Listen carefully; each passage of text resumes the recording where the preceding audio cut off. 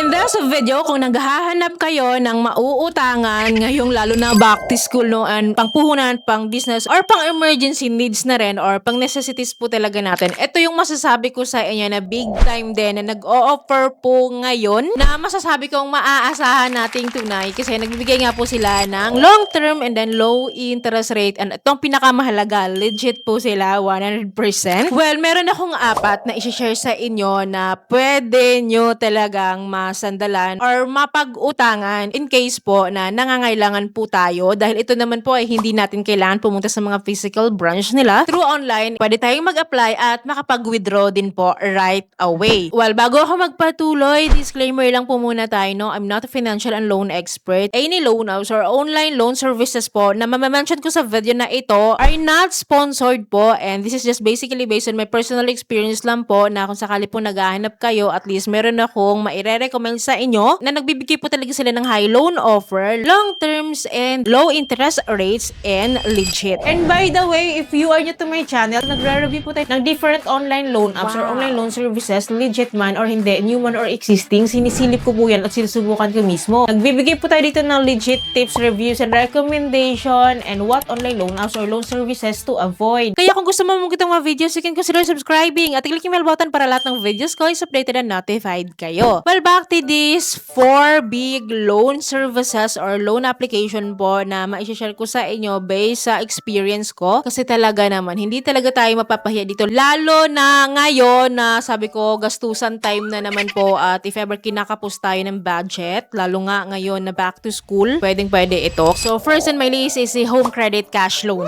Guys, alam ko, ito yung parang season ni Home Credit talaga. Yung ganito na alam nila na back to school, and ito yung season na talagang umaatake yung kanilang pa-cash loan offer sa atin. Si Home Credit nag-offer po siya ng up to 150,000 pesos na cash loan offer, and then up to 60 months to pay yung pa-offer niya, or hanggang 5 years to pay siya, no? Grabe, ang lala nun. Kung ako yung tatanungin nyo sa cash loan po ni Home Credit, is masasabi ko talagang 100% okay po siya, nakakatulong din talaga siya. Though hindi lang pala siya buong matatanggap, no? Kasi meron silang processing fee na hinihingi worth 500 pesos. That was based on my experience. Hindi ko alam ngayon kung na-waive siya or na-update siya. When it comes to the interest rate po, no? Iba-iba tayo ng interest rate dito, kasi ako, na-experience ko yung 2% to 3% monthly for 6 months to pay or for 9 months to pay. Kasi nung na-offer ako ng 150,000, ang kinuha ko lang kasing cash loan nun is nasa 30,000. Kaya ang in-avail ko lang yung 6 months to pay, and mababa yun. So 2 to 3% lang yung monthly interest rate ko nun. Sabi kasi na iba mataas daw. So depende po kasi yun sa loan amount natin at saka sa payment terms na pinili natin. Depende po yun. Pero sa akin, good siya kasi short term ko lang siyang kinuha. At kung tatanungin niyo ako kung meron ba akong bad experience sa Home Credit Cash Loans, so far wala po. Basta on time, at huwag pa tayo magpaka-delay dito ha, kasi alam niyo naman si Home Credit, kilala yan sa tawag ng tawag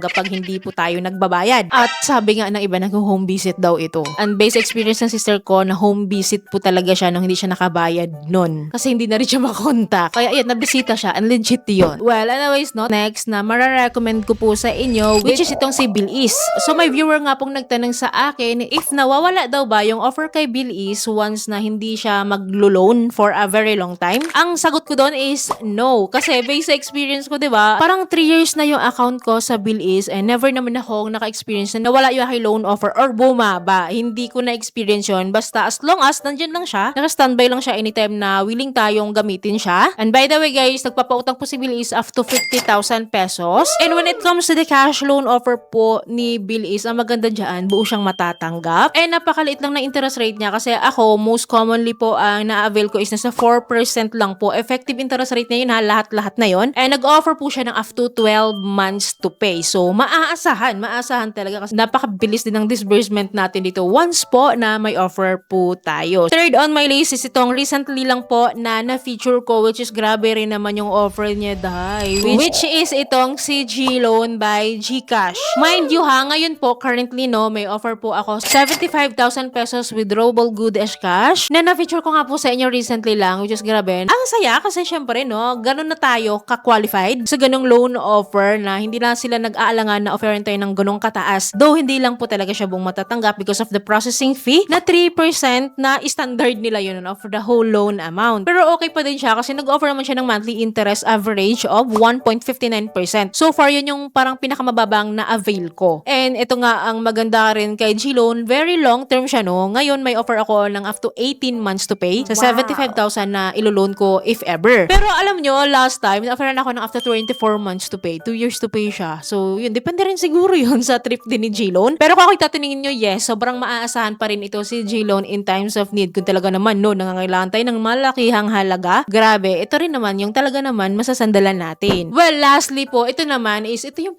sabihin ko na pinaka-top pick ko na pa-cash loan services po ngayon, which is itong CS Loan by Shopee. And FYI po, no, itong CS Loan, nag-offer po sila ng up to 100,000 pesos, diba? Well, originally naman talaga, CS Loan, nag-offer po talaga sila ng up to 100,000 pesos. So, hindi ko lang kung nabago na ngayon kung nag-expand sila up to 150 kasi parang yun yung parang bali-balita. Pero ito na nga, mataas na rin naman yung itinaas ng aking offer po dito kay CS Loan, nasa 90,000 pesos na siya. And then, diba palagi yan silang nag-offer ng mga temporary credit limit. So, meron din akong dagdag dyan na 7,500. Kaya ang pinaka-offer ko na ngayon kay S-Loan is nasa 97,500 pesos. Saan mo kukunin yun, Day? So, saan ka mangungutang ng ganun kadali-dali na naka-standby lang siya dyan na anytime na gusto mong mag-loan or may pang gagamitan ka malaking halaga or gusto mo ipang rolling, ipang business, pang back to school, pang emergency is at least agad-agad, nasa cellphone lang, nasa app lang natin, nasa account lang natin, agad-agad we can withdraw. Na parang may pinatabi tayo sa kanila. Anytime na nangangailangan tayo ng ganung kalaga. Well, itong CS Loan po, nag-offer po sila ng up to 12 months to pay. Meron silang 3 months, 6 months, 9 months, 12 months. At ito ang pinakamaganda kay CS Loan ngayon. Grabe, Day. Todo na to. Char. Meron silang admin fee na 0%. Ibig sabihin po, itong admin fee kasi nila guys, ito yung binabawas nila kapag nag-decide tayo na mag-cash loan. Dahilan ng hindi natin buong matatanggap. 1% yon yung hinihingi nila for the whole loan amount. Binabawas na agad yon. Pero last month na offeran po tayo ng 0 admin fee up to now. Parang 2 months po yung validity ng aking promotion na yon. Promotion lang siya na ma-expire siya this katapusan ng May. Pero yes, pabor sa atin yun na ma-waive or maging 0 yung admin fee niya dahilan ng buo na natin siyang matatanggap ngayon. So, i-check nyo yung sa inyo. Tingnan nyo, 0 admin fee, diba? Pero ito pa nga, hindi pa rin tayo natatapos kay S-Loan kasi gusto niya talaga akong pautangin dito. Kasi from 4.95% monthly po yung interest rate ko dito, binaba niya into 3.88% up to 3.95%. Grabe, nasa line of 3% na lang yung interest rate ko from the line of 4.95%. Grabe yun, diba? So, saan ka pa? And of course, ang laking bagay, ang laking kaaluhan sa atin noon kapag mga ganung halaga at hindi tayo mahihirapang mangutang agad-agad. Wala tayong kailangan i-submit na requirements para makapangutang sa kanila. Agad-agad lang na parang nag-withdraw tayo sa ATM. Parang ganun lang siya, Day. Well, those are my top for big loan application or loan services po na sabi ko nga sa inyo, up to now, sila pa rin yung pambato ko na may malaking offer, malaking loan amount, long term, and then low fees or low interest